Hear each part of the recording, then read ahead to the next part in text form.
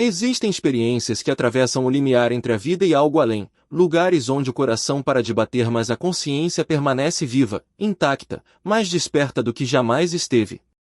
Ela me contou essa história numa manhã tranquila, enquanto a luz do sol entrava pela varanda e iluminava seu rosto com aquela serenidade de quem já não teme a morte, de quem já viu o outro lado e voltou transformada. Suas palavras eram pausadas, escolhidas com cuidado, como se cada sílaba carregasse o peso de um segredo sagrado que ela finalmente se permitia compartilhar. Ela disse que foi recebida por seres luminosos. Não numa visão.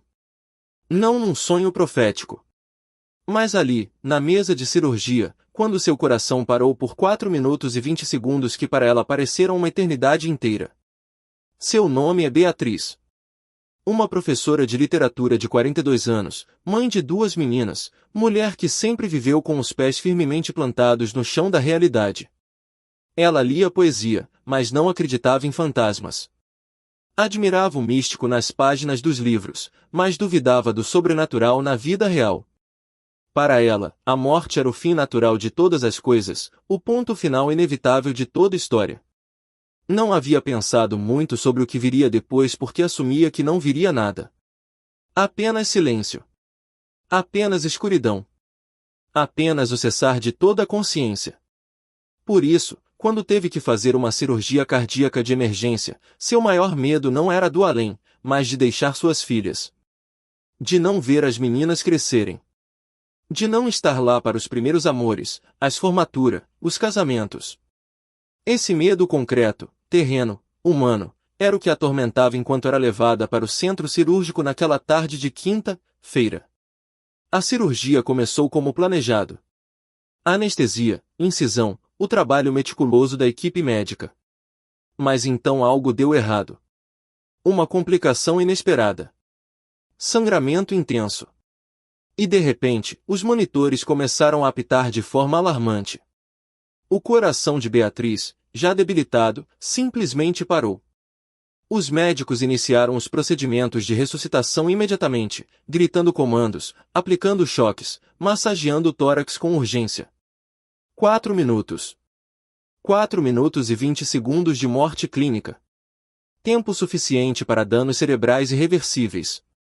Tempo suficiente para que a vida escape completamente. Mas também tempo suficiente, ela diria depois, para que a eternidade se abra e mostre seus mistérios. Beatriz me disse que não lembra da dor. Não lembra dos gritos na sala de cirurgia nem das mãos pressionando seu peito. O que ela lembra é de repente estar fora do próprio corpo.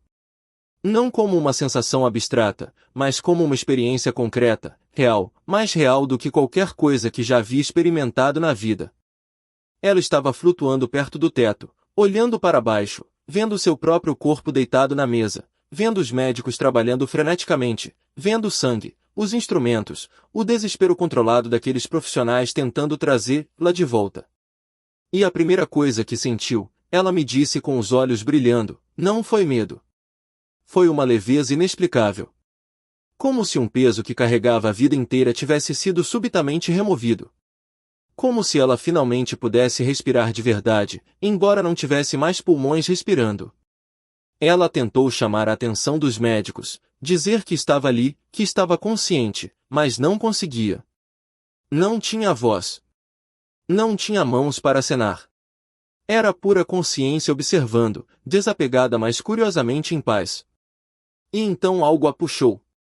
Não fisicamente, mas como se sua atenção fosse suavemente direcionada para outro lugar. Ela descreve como um túnel, mas diz que essa palavra não faz justiça à experiência.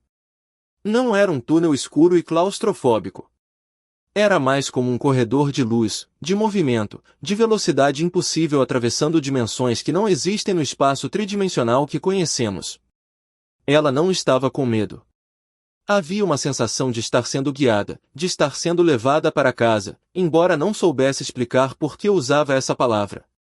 Casa. Como se estivesse retornando para um lugar que sempre conheceu mas havia esquecido ao nascer. E então, de repente, o movimento cessou. E ela estava em outro lugar. Não um lugar com geografia física, com chão e céu, mas um espaço de luz. Uma luz que não machucava os olhos, que não ofuscava, mas que era a própria essência de tudo. Uma luz que tinha temperatura, que tinha textura emocional, que parecia viva, consciente, amorosa. E nessa luz, ela viu os seres. Ela pausa quando chega nessa parte da história, como se as palavras fossem insuficientes, como se estivesse tentando traduzir uma experiência multidimensional para a linguagem linear e limitada que possuímos. Ela diz, eles eram feitos de luz, mas tinham forma. Não exatamente como nossos corpos, mas havia presença, havia individualidade. Eu sabia que eram seres, pessoas, consciências. E eles estavam esperando por mim. Quantos eram? Ela não consegue dizer ao certo. 3, talvez 4.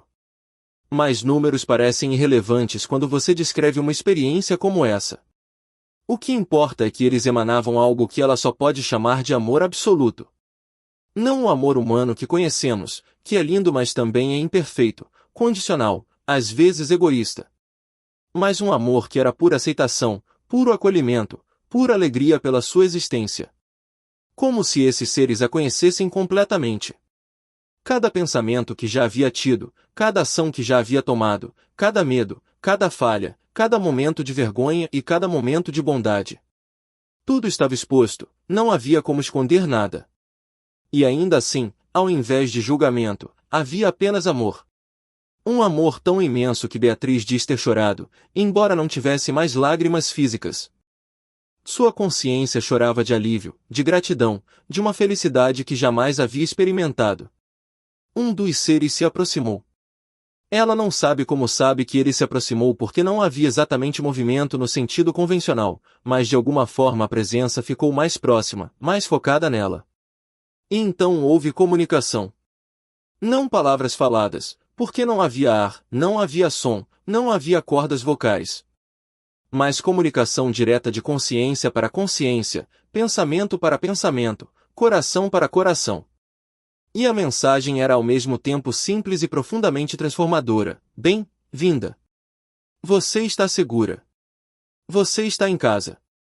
Ela disse que aquelas palavras, se é que podemos chamar de palavras, penetraram até o âmago do seu ser. E pela primeira vez na vida, ela compreendeu o que significava se sentir completamente segura. Não havia ameaça, não havia perigo, não havia possibilidade de perda. Estava além do tempo, além do medo, além de toda a ansiedade que caracteriza a existência humana. Beatriz perguntou, sem saber exatamente como estava perguntando, quem eram eles? E a resposta veio como um conhecimento instantâneo implantado na sua consciência. Eles eram guias. Alguns chamam de anjos, outros de espíritos de luz, outros de ancestrais elevados. Os nomes não importam. O que importa é que eles caminham conosco desde antes de nascermos e continuam conosco depois que partimos. Sua função não é controlar nossa vida ou impedir nosso sofrimento, mas nos acompanhar, nos guiar quando pedimos, nos receber quando chega a nossa hora de atravessar. E naquele momento, Beatriz percebeu que havia atravessado. Que havia morrido. E que esses seres luminosos estavam ali para recebê-la, para guiá-la no próximo estágio de uma jornada que aparentemente não termina com a morte do corpo físico. Mas então algo inesperado aconteceu. Um dos seres, com uma gentileza que desafiava a descrição, comunicou que havia uma escolha a ser feita. Ela poderia continuar, poderia seguir em frente para o que vem depois, ou poderia voltar. Voltar para o corpo, voltar para a vida, voltar para as filhas que ainda precisavam dela, para o marido que a amava, para os anos que ainda estavam escritos no seu destino se ela escolhesse cumpri-los. Beatriz sentiu um conflito profundo. Porque naquele lugar de luz, envolta por aquele amor absoluto, ela não queria voltar. Ali não havia dor, não havia preocupação, não havia o peso da existência física. Ela estava em paz. Em paz completa, total, perfeita. Por que voltaria? Por que escolheria novamente o sofrimento, a incerteza, o medo? E então, como se em resposta aos seus pensamentos, os seres lhe mostraram algo. Não palavras, não imagens exatamente, mas impressões, sentimentos, conhecimentos. Eles lhe mostraram suas filhas. Não as viu fisicamente, mas sentiu a essência delas.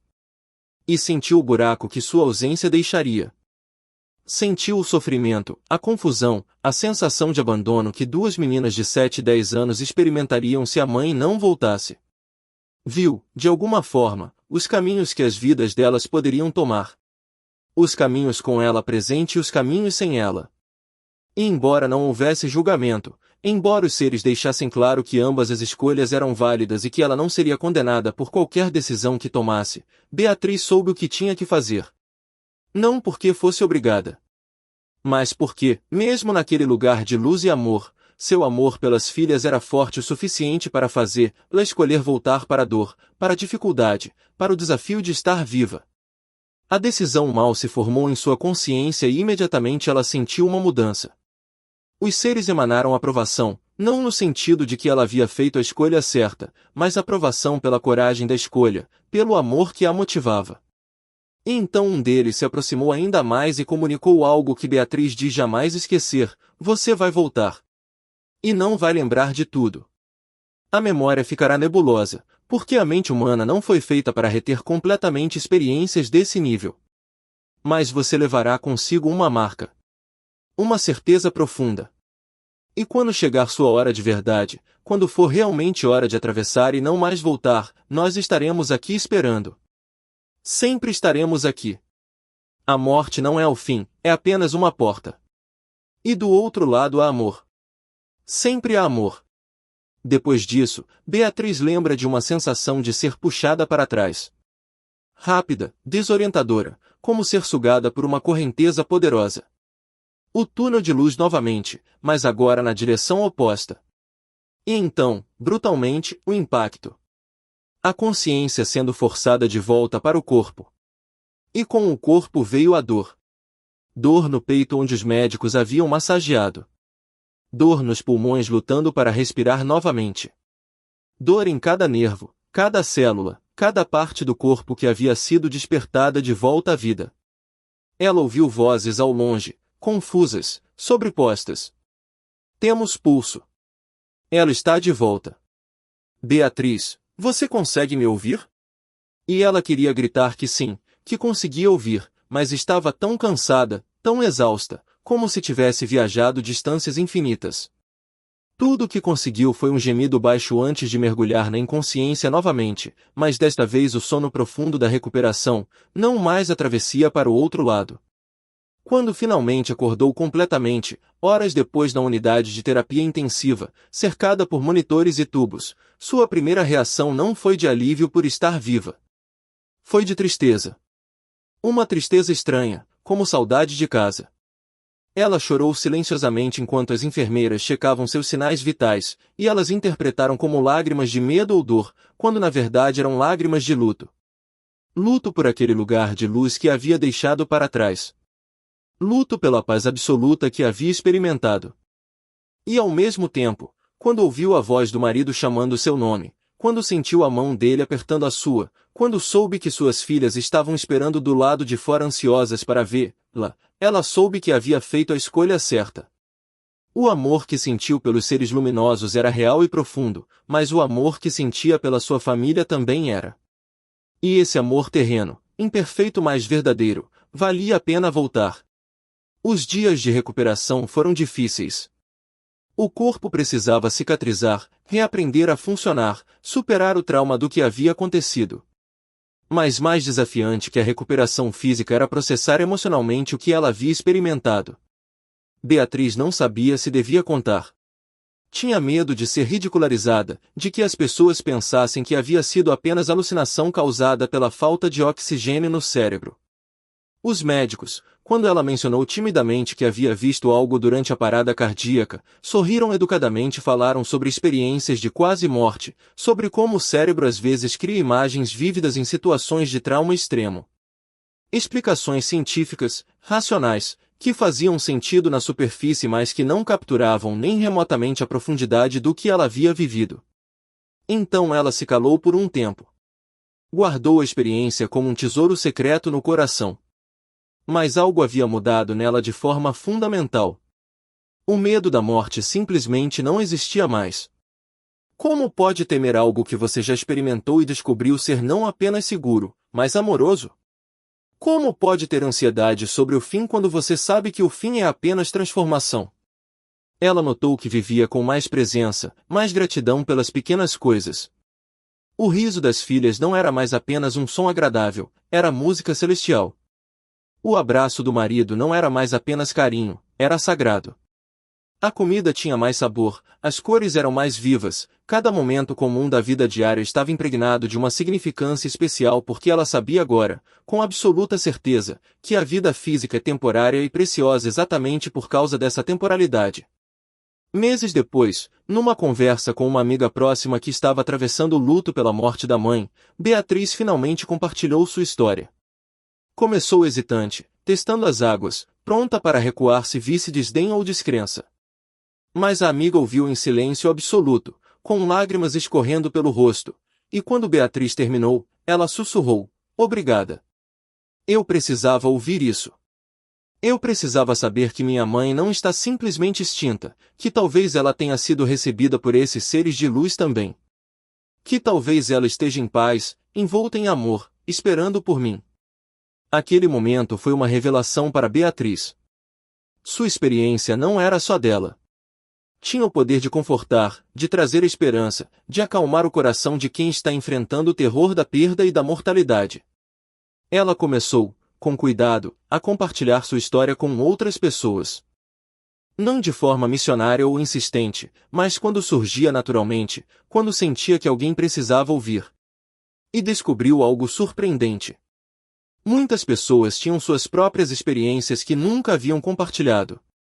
Avós que viram entes queridos já falecidos no momento da própria morte. Enfermeiros que trabalhavam em hospícios e relatavam fenômenos inexplicáveis nos momentos finais dos pacientes. Pessoas que haviam passado por experiências de quase morte semelhantes. Crianças que falavam de lugares de luz e seres amorosos sem nunca terem sido ensinadas sobre essas coisas. Era como se houvesse uma realidade paralela, uma dimensão espiritual, que a maioria das pessoas intuía mas tinha medo de nomear em voz alta. Beatriz também mudou sua forma de ensinar literatura. Quando lia poesia sobre morte e transcendência com seus alunos, não era mais apenas análise acadêmica. Havia uma profundidade em sua voz, uma convicção em suas palavras quando falava sobre os mistérios da existência que os jovens podiam sentir mesmo sem entender completamente. Alguns alunos vinham depois das aulas fazer perguntas. "Professora, você acredita que há algo depois?" "Professora, você acha que as pessoas que amamos que já morreram ainda existem de alguma forma?" E ela respondia honestamente: "Não posso provar com evidências científicas. Mas posso te contar que já estive do outro lado da vida, e o que encontrei não foi vazio ou escuridão, mas luz e amor. E se um dia você enfrentar a morte, seja sua própria ou de alguém que ama, espero que você lembre dessa conversa e encontre algum consolo." Houve resistência, claro. Sempre há. Pessoas que a acusaram de promover superstição. Colegas que levantaram sobrancelhas e mudaram de assunto quando ela mencionava sua experiência. Familiares que gentilmente sugeriam que ela deveria focar na vida presente e não em especulações sobre o além. E Beatriz entendia. Ela mesma teria sido cética antes de viver o que viveu. Como pode esperar que as pessoas acreditem no impossível quando elas não têm referência de experiência própria? Mas ela também aprendeu a não deixar o ceticismo dos outros diminuir a certeza que carregava. O que ela viveu foi real para ela. Mais real que qualquer outra coisa. E essa realidade interior não precisava da validação externa para permanecer verdadeira. Com o passar dos anos, a memória da experiência começou a desbotar nas bordas, exatamente como os seres luminosos haviam previsto. Os detalhes ficaram mais nebulosos, as sensações mais difíceis de acessar com a mesma intensidade. Mas o núcleo permaneceu. A certeza fundamental de que a morte não é o fim. De que existe algo além. De que há seres de luz esperando para nos receber. De que o amor sobrevive à dissolução do corpo. E de que, no final, tudo está bem. Sempre esteve, sempre estará. Essa certeza se tornou a fundação sobre a qual ela construiu o resto da sua vida. Quando suas filhas cresceram e começaram a fazer as grandes perguntas existenciais que todos fazemos, Beatriz tinha algo precioso para oferecer além das respostas filosóficas padrão. Ela podia falar de experiência. Não tentava doutrinar, não impunha crenças específicas, mas oferecia sua história como uma possibilidade, um ponto de reflexão. E foi interessante observar como cada filha processou a história de maneira diferente. A mais velha, cientificamente inclinada, ouviu com curiosidade mas manteve um ceticismo saudável. A mais nova, mais intuitiva, absorveu a história como verdade evidente e frequentemente falava sobre os seres de luz como se fossem amigos invisíveis que ela também sentia mas não via. Beatriz percebeu que não precisava convencer ninguém. A experiência dele era dela, e o que as pessoas fizessem com essa informação era escolha delas. Mas ela havia aprendido algo importante. Que em momentos de crise profunda, quando as pessoas estão no vale mais escuro, elas se lembram dessas histórias. Lembram que alguém que conhecem, alguém sério e confiável, teve uma experiência que sugere que há esperança além da desesperança aparente. E às vezes, isso basta. Às vezes, uma pequena centelha de possibilidade é tudo o que uma alma precisa para continuar caminhando quando tudo diz para desistir. Hoje, quando olho para Beatriz, vejo uma mulher que vive com um pé em dois mundos. Ela está completamente presente na vida terrena, com suas responsabilidades, suas alegrias cotidianas, seus desafios práticos. Mas há também uma parte dela que permanece conectada àquele lugar de luz, àquela experiência transformadora. Às vezes, quando está em silêncio contemplativo, vejo em seus olhos uma distância, como se ela estivesse lembrando, tentando tocar novamente aquela sensação de amor absoluto que experimentou. E então ela volta, sorri, continua com o que estava fazendo. Mas a marca permanece. Indelével. Sagrada. Ela me disse uma vez, enquanto tomávamos café numa tarde tranquila, que a experiência lhe ensinou algo fundamental sobre como viver. Não é sobre acumular coisas ou alcançar status ou mesmo sobre ser feliz o tempo todo. É sobre amor. É sobre conexão. É sobre ser gentil, ser compassivo, ser presente. Porque no final, quando estamos diante daqueles seres de luz, quando nossa vida passa diante de nós em revisão completa, o que importa não é o que possuímos ou o que conquistamos, mas como amamos. Como tratamos as pessoas. Quantas vezes escolhemos a bondade quando poderíamos ter escolhido a crueldade? Quantas vezes estendemos a mão para ajudar quando poderíamos ter passado reto? O amor é a única coisa que atravessa a morte. A única moeda que tem valor em ambos os mundos. E talvez seja essa a mensagem mais importante que experiências como a de Beatriz trazem. Não é sobre provar a existência da vida após a morte.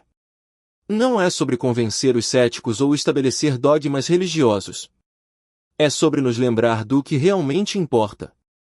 É sobre nos acordar da corrida frenética da vida moderna e nos fazer parar e perguntar: estou vivendo de um jeito que vou olhar para trás com orgulho? Estou amando as pessoas que importam? Estou sendo a luz que gostaria de encontrar quando atravessar para o outro lado? São perguntas simples mas profundas. E não precisamos de uma experiência de quase morte para respondê-las. Podemos começar agora. Hoje. Neste momento. Não sei o que você acredita sobre o que acontece quando morremos. Não sei se sua fé, ou falta dela, tem espaço para seres luminosos e lugares de luz. Mas sei que histórias como a de Beatriz acontecem. Em hospitais, em quartos silenciosos, em momentos de travessia, pessoas comuns encontram o extraordinário. E voltam transformadas. E suas vidas se tornam testemunho silencioso de que talvez, apenas talvez, há muito mais acontecendo neste universo misterioso do que nossos 5 sentidos podem captar. Talvez a morte não seja um monstro que tememos, mas uma porta. E do outro lado dessa porta, há seres esperando. Seres de luz, de amor, de acolhimento absoluto. Esperando para nos dizer: bem-vindo ao lar. Você está seguro. Você sempre esteve. E se isso for verdade, se realmente houver algo assim nos esperando, então a morte perde seu ferrão. O medo diminui. E a vida presente se torna infinitamente mais preciosa porque sabemos que é temporária, mas também sabemos que não é tudo o que existe. Há continuidade. Há eternidade. Há amor que não acaba. E essa possibilidade, essa esperança luminosa, pode mudar completamente a forma como vivemos nossos dias. Pode nos tornar mais corajosos, mais generosos, mais presentes. Porque se sabemos que seremos recebidos por amor, talvez possamos viver oferecendo amor. Talvez possamos nos tornar, aqui e agora, um pequeno reflexo daqueles seres de luz. Talvez possamos ser para alguém o que eles foram para Beatriz, presença acolhedora, amor incondicional, luz na escuridão.